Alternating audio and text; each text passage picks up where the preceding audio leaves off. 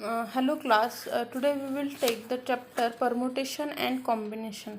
तो permutation and combination में क्या रहता है कि there is one fundamental theorem for the permutation and combination. If there are m way to do the task and after it has been done, if there are n way to do another task, then first task and second task can be done in m into n way. ये सभी जो theorem है ना, इनके आपको at least statement जो है वो याद रखने हैं कि एक टास्क में m वे से कर सकती हूँ, दूसरे एक टास्क में n वे से कर सकती हूँ, तो दोनों को साथ में मैं mn वे से कर सकती हूँ। उसी का जनरलाइज थ्योरम क्या है कि अगर मुझे p सिक्वेंशियल टास्क है, ऐसे मैं नंबर ऑफ टास्क कर रही हूँ, n नंबर टास्क हैं, तो उन दोनों को साथ में करने का वे कितना रहेगा, n1 into n2 into n3 into जितने भी आपके टास्क रहेंगे ना, उतना उनके मल्टीप्लिकेशन में वे रहेगा। ये देखो, उन्होंने इसी का एग्जांपल दिया है कि एक company make the toothpaste in 4 flavour, okay, with each 2 formulas, okay, and 4 weights, उसके वेट्स भी दिए हैं। How many different product does it make, तो कितने डिफरेंट प्रोडक्ट में मैं ये कर सकते हैं, कितने फ्लेवर है, 4 फ्लेवर हैं, और उस सभी के कितने वेट हैं, 4 वेट हैं, और हर एक के 2 फार्मूला हैं, तो सभी का मैं क्या करूँगी, मल्टीप्लिकेशन करूँगी, 4 इंटू 2 इंटू 4, तो 32 डिफरेंट वे हो जाएंगे। ओके, अभी देखो, एक जॉब इंटरव्यू में Sunil Saini has choose what wear from the 4 suit, 3 pairs of trouser, 2 tie, 2 pair of socks, 2 pair of shoes, तो उसे कितने different types of outfit he can wear. तो मैं क्या करूँगी, सबका मल्टीप्लिकेशन करूँगी, कितने ये हैं, 4 shirt into 4 into 3 into 2 tie into 2 pair of shoes into 2 pair of socks, सबको मल्टीप्लाई करो तो कितने वे हो जाएंगे आपके, टोटल 96 वे हो जाएंगे। इसी टाइप के उन्होंने और भी बहुत सारे एग्जांपल्स दिए हैं कि आप एक चीज़ को चूज़ करने के लिए कितने वे आप अप्लाई कर सकते हैं। ओके, अभी एक है, नेक्स्ट है समेशन रूल है। तो समेशन रूल क्या कहता है, if A task can be done in m way and another task done in n way, okay, and 2 tasks cannot be done at the same time, दोनों भी task में एक time नहीं कर सकती। तो अगर मैं एक के बाद दूसरे को अगर मैं ये कर रही हूँ, तो अगर दोनों भी टास्क में एक साथ नहीं कर सकती, एक साथ कर सकती हूँ, तो उसमें कितने रहेंगे, m इंटू एन वे। पर अगर मैं दोनों टास्क एक साथ नहीं कर सकती, तो उसमें कितने रहेंगे, m प्लस एन वे। उसे क्या कहते हैं, सम रूल और एडिशन रूल भी कहते हैं। उसका जनरलाइज फार्मूला भी कैसे आएगा कि कितने वे में हम कर सकते हैं। यहाँ पे देखो, n1 प्लस अगर n टाइम रहेगा तो उतनी टाइम उसका हम क्या करेंगे, ऐड करते जाएंगे।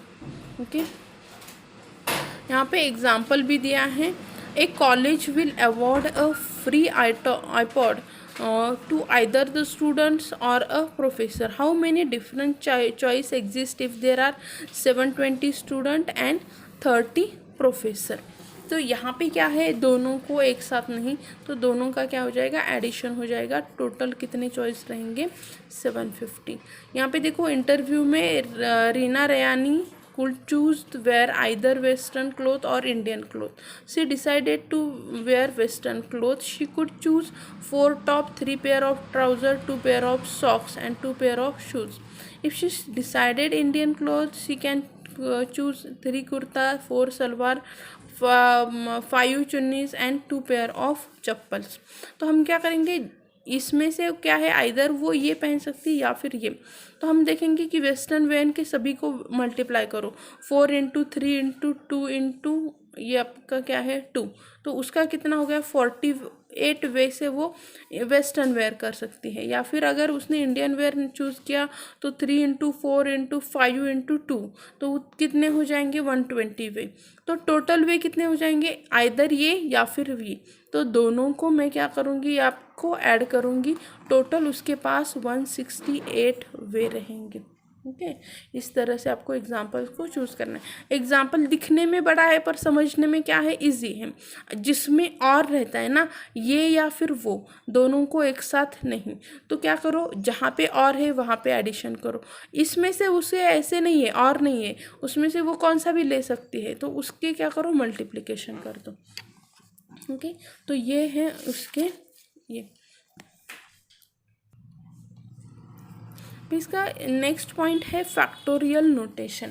फैक्टोरियल नोटेशन मतलब क्या रहता है, फैक्टर जहाँ पे भी मैं ये नोटेशन, ये देखो इससे फैक्टोरियल नोटेशन दिखाया जाता है। फैक्टोरियल में मैं क्या करती हूँ कि अगर मैं यहाँ पे यहाँ पे सपोज 4 फैक्टोरियल लेती हूँ, तो 4 फैक्टोरियल का मतलब क्या है कि 4 तक जितने भी नंबर आएंगे उन सब का क्या करो, मल्टीप्लिकेशन कर दो। यहाँ पे 1 2 3 4 तक मल्टीप्लाई करो। अगर मैं 3 फैक्टोरियल लें, इसका मल्टीप्लिकेशन कितना आ जाएगा, 6 4 ज़ा 24।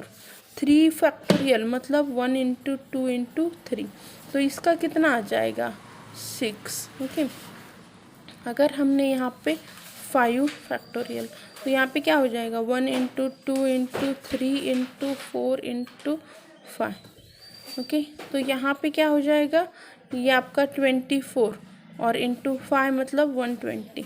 ओके तो इस तरह से आपको क्या करना है, फैक्टोरियल का यही। फैक्टोरियल जो है, एक तो आप ऐसे भी लिख सकते हैं, इसे n टाइम में करूँगे तो मैं क्या करूँगी, उसे n टाइम मल्टीप्लाई करूँगी, 1 इंटू 2 इंटू 3। अब 2 कहाँ तक करना है आपको, n नंबर तक मल्टीप्लाई करना रहता है।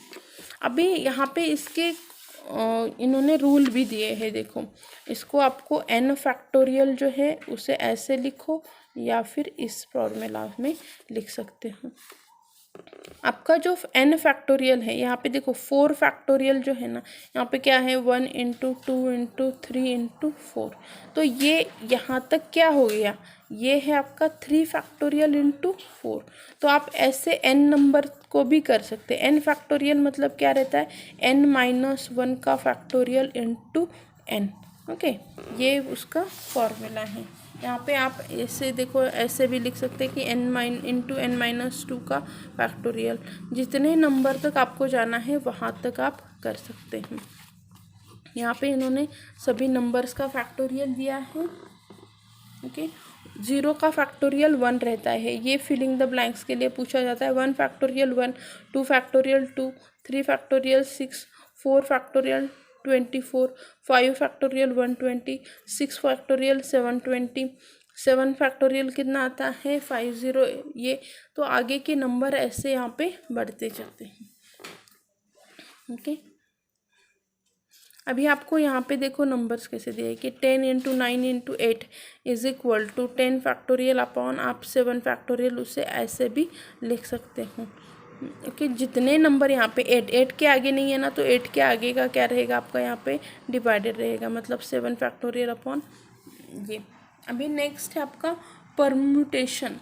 परम्यूटेशन मतलब क्या रहता है कि सपोज यहाँ पे पॉसिबल नंबर ऑफ अरेंजमेंट है, ये this is nothing but the possible number of arrangement. Permutation में हम क्या देखते हैं, मुझे अब यही देखो कि 3 पर्सन्स है, ओके और उन्हें 3 चेयर पे बिठाना है, तो ये कैसे करेंगे, एक तो ABC बैठेगा, या फिर क्या हो जाएगा, पहली चेयर पे B बैठेगा, दूसरी पे A, और फिर कितने वे में ये कर सकते, इतने वे में उसे हम अरेंज कर सकते। अगर 2 ही चेयर है तो वो यहाँ पे क्या होगा, एक बार AB बैठेगा, या फिर BA बैठेगा, या फिर AC बैठेगा, CA बैठेगा। इस तरह से मतलब मैं कितने वे में मैं क्या कर सकती हूँ, उसे 6 वे में मैं उसे अरेंज कर सकती हूँ। तो ये हम निकालेंगे कैसे, एक बार एक चेयर पे एक ही आदमी बैठ सकता है, रिपीटेशन है क्या, नहीं। तो ये जो ऐसे अरेंजमेंट है इसे क्या कहते हैं, परम्यूटेशन कहते हैं। Okay permutation of n object taken r at a time, एक बार क्या हो सकता है, एक ही आ सकता है, of n arrangement of r object out of n given object, उसे डिनोट किया जाता है इस नोटेशन से। यहाँ पे मैं आपको लिख के दिखाती हूँ, नोटेशन है परम्यूटेशन का NPR, और फॉर्मूला है इसका n factorial divided by n minus r factorial. Okay, ये क्या है, उसका फॉर्मूला है। इन्होंने यहाँ पे अभी फॉर्मूला यहाँ पे दिया है n माइनस आर फैक्टोरियल। मतलब हम इसके एग्जांपल्स भी देखते हैं। फॉर्मूला याद रखो, एन पी एन की वैल्यू आती है n factorial. N P r आप इस तरह से भी लिख सकते हैं, n P r is equals to n factorial upon n minus r factorial. Okay, इस फॉर्मूला को यूज़ करके अगर मुझे एग्जाम्पल सॉल्व करने हैं, अगर मुझे यहाँ पे कहा गया कि 3 n हमेशा बड़ा रहेगा r से, ये बात याद रखनी। ओके, तो यहाँ पे क्या हो जाएगा, 3 factorial divided bye 3 minus 2 factorial.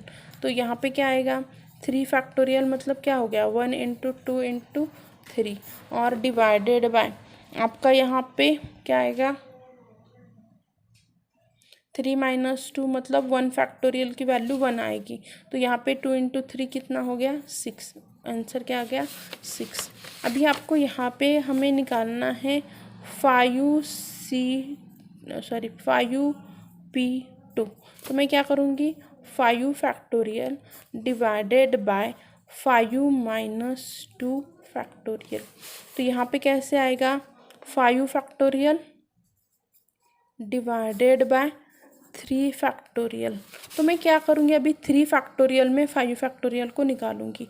1 to 3 तक मल्टीप्लिकेशन और 3 के बाद के क्या नंबर जो रहेंगे उसे 5 तक लिखो, डिवाइडेड बाय 3 फैक्टोरियल। ये दोनों एक दूसरे को कैंसिल हो गए, क्या रह गया, 4 4 20। ओके, तो 5p2 की वैल्यू क्या आ गई। आपको ऐसे एग्जांपल्स पूछे जाएंगे एग्ज़ाम में भी कि आपको इस तरह से उसे सॉल्व करना है। Okay, thank you.